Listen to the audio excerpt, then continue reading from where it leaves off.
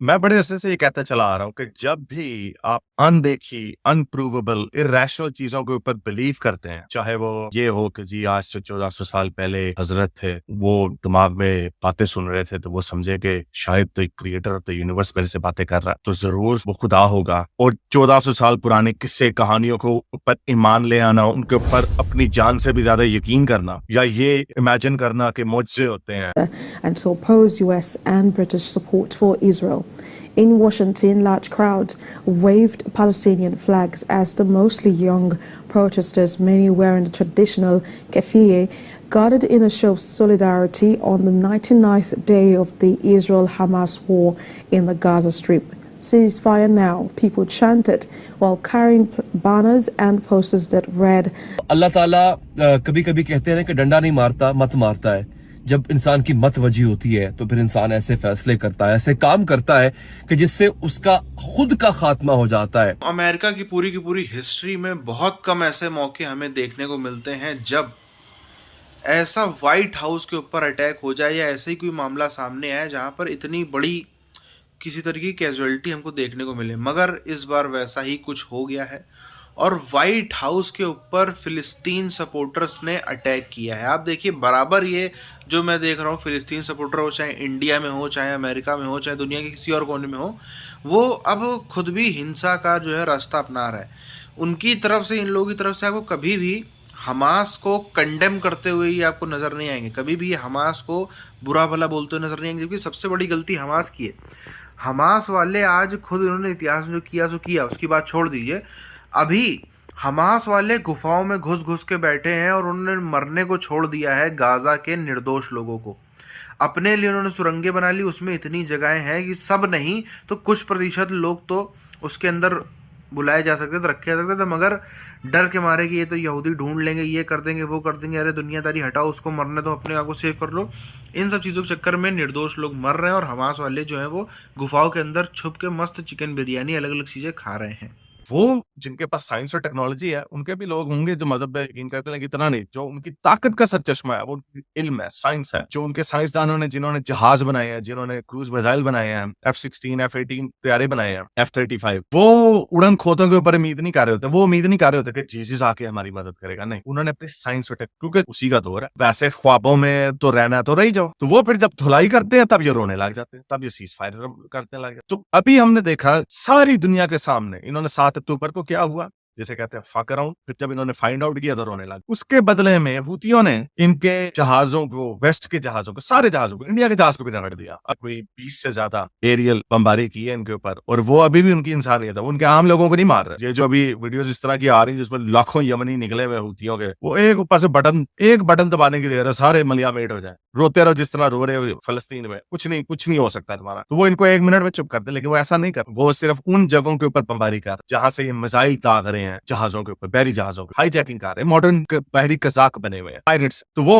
उन्होंने डिस्ट्रॉय किया। उनकी बेसिकली उनका गोल ये है कि इनकी जो मिलिट्री जो थ्रेट है उसको हमने मिनिमाइज, डिग्रेड करना है। ये ड्रामेबाजी है, और वो एक ईरान की प्रॉक्सी है। ईरान ने यमन के अंदर अपना इन्फ्लुएंस बढ़ाने के लिए हुतियों को इंस्टॉल किया, जिसके ऊपर सऊदी अरब उससे लड़ा रहा था, तो उसके लिए वो फटा चल रहा था। और उनके झंडे के ऊपर लिखा हुआ है कि यहूदी मुर्दाबाद, उन हुतियों के झंडे के ऊपर ये लिखा हुआ है। तो बहरहाल, तो ये सारी आलमी दुनिया भूल गई कि 7 अक्टूबर को जो हमने खुशियां मनाई थी वो किस तरह बैकफायर हुआ। तो अब उन्होंने हुतियों के साथ जी हुती बहादुर की इस तरह की तस्वीरें लगाई हुई अरे पाकिस्तान में, और पाकिस्तान के बल्कि पूरी मुस्लिम दुनिया में लोग, जाहिर बात है उनके ईमान का हिस्सा है ये जो बातें मैंने आपको बताई हैं, तो वो अनदेखी चीजों के ऊपर यकीन रखते हैं। उसका एक डायरेक्ट कॉन्सिक्वेंस निकलता है। उसका डायरेक्ट कॉन्सिक्वेंस ये निकलता है कि जब इनकी किसी ऐसे कम्युनिटी से, ऐसे मुल्क से लड़ाई हो जाती है जो इनसे डिफरेंट सोच रखता है, जो डिफरेंट मजहब का होता है, जैसे क्रिश्चियन हो या हिंदू हो इंडिया का, जो एथियस्ट भी हो चाइना, तो इनको लगता है कि हम सही हैं, हमारी चूंकि ये कहानियां, हमारे तो खोते भी उड़ते हैं, हम तो चांद के तो टुकड़े भी कर सकते हैं, अल्लाह की मदद भी आती है, फरिश्ते भी आ जाते हैं जंग बदर में मदद, तो हमें मदद मिलेगी, ऊपर से मदद आएगी। इस तरह के बिलीफ उनके अंदर कायम आ जाए। आइडियोलॉजीज की जंग है, और ये आइडियोलॉजीज पोल्स अपार्ट है। सारी आइडियोलॉजीज ने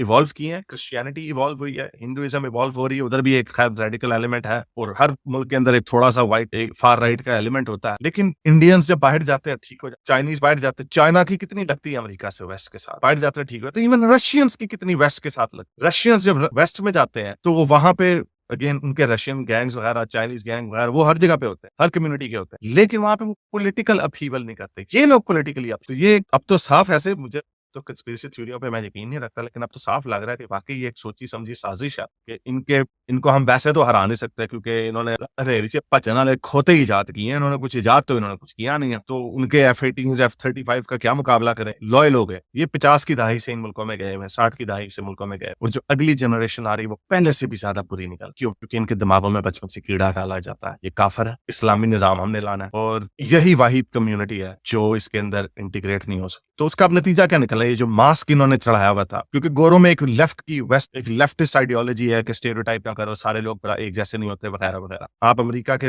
सारे स्टैट्स उठा के देख 2% उनकी आबादी है, लेकिन 10 से 15% उनकी जेलों में मुसलमान भरे हुए हैं। इंग्लैंड में भी यही हाल है, इंग्लैंड में 7% है, और 16 के 17% उनकी जेलों में मोमिन भरे हुए। तो जैसे ट्रंप ने वो 6 जनवरी को किया था, इंसरेक्शन हुई, कैपिटल हिल के ऊपर हमला किया, वो अभी तक भुगत रहा है। तो ये इन्होंने व्हाइट हाउस के ऊपर जो भी किया, और ये और करेंगे। ये वो सांप है, ये बाज ही नहीं आ सकता। ये कुत्ते की वो दुम है, वो टेढ़ी की टेढ़ी रहेगी, ये सीधी हो ही नहीं सकती, ये और अपने लिए खड्डा खोदेंगे, और उसका नतीजा धुलाई होनी है। जैसे मैंने बताया, अमेरिका में 2% के करीब मुसलमान है, कोई ताकत नहीं है, लेकिन ये वो उतर जाते हैं, पहले ही पागल हो जाते हैं। ये अपने आप को, जैसे मैंने बताया, ये यमन को भी शह दे देते हैं, हाँ यमन कदम बढ़ाओ, पेल दो इनको, मारो इनको, जहाजों को, वेस्ट के जहाजों को पेलो। वो जब पिटाई करते हैं तो फिर ये शक्ल बना लेते हैं। एक शहर है जिसमें आलमी अदालत इंसाफ के अंदर इजराइल रोजाना अपनी नाक रगड़वा रहा है, रोजाना इजराइल की बेइज्जती हो रही है। साउथ अफ्रीका इजराइल के खिलाफ केस लेकर गया हुआ है और समाअत हो रही है। इस पे भी हम बात करेंगे इंशाल्लाह, इसकी अपडेट भी मैं आपको दूंगा।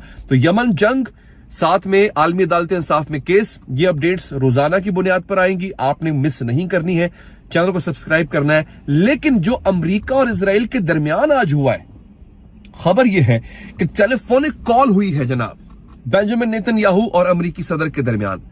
उस कॉल के अंदर बेंजामिन नेतन्याहू को शायद कभी उसके बाप ने भी इतना नहीं डांटा होगा।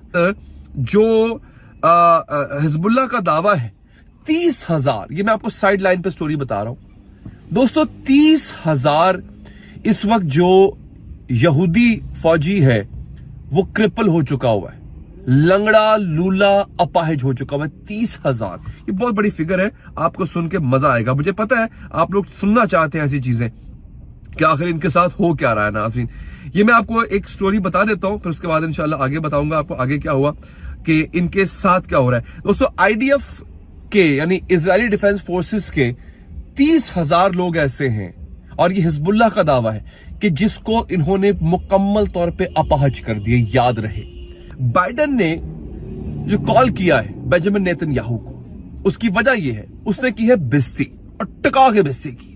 वजह क्या बताई गई है? ईरान ऑब्जर्वर के नाम से अखबार है, वो कहता है कि Biden is frustrated with the way Israel has conducted the war and his patience is running out according to Axios. अखबार है एक, वो कहता है कि बाइडेन इस वक्त तिल मिलाया हुआ है, फ्रस्ट्रेटेड है, उसे समझ नहीं आ रहा क्या करे, बौखलाहट का शिकार है। फिलिस्तीन के समर्थकों ने अटैक कर दिया है, हमला कर दिया है व्हाइट हाउस पर। अमूमन हमने देखा है पूरे के पूरे अमेरिका के इतिहास में इस प्रकार की घटनाएं बहुत ही कम देखने को मिली हैं, जहां पर जो कोई थर्ड पार्टी देश में, देखिए अमेरिका ने अलग अलग देशों के अंदर इन्वॉल्व रहा। अमेरिका का सबको पता है, यूरोप के अंदर कुछ होता है, चाहे हम देखें तो इजराइल फिलिस्तीन का मामला चल रहा हो, चाहे हमने देखा रूस यूक्रेन का मामला चल रहा हो, चाहे हमने देखा चीन ताइवान का मामला चले, लगभग दुनिया की हर लड़ाई में अमेरिका का इन्वॉल्वमेंट होता ही है। लगभग 99% केस में हमको मिलता ही है। मगर कभी भी हमने नहीं देखा कि किसी भी एक पक्ष का, या विशेष तौर पर वो पक्ष जिसको अमेरिका सपोर्ट नहीं कर रहा है, उसके समर्थक ऐसा कुछ करते हुए नजर आए। अब ये ग्लोबल ट्रेंड है, पूरे दुनिया में आज ये चीज़ देखने को मिलती है। जैसे पिछले साल 2023 का साल भी एक बहुत ही खूनी साल था यूरोप के लिए।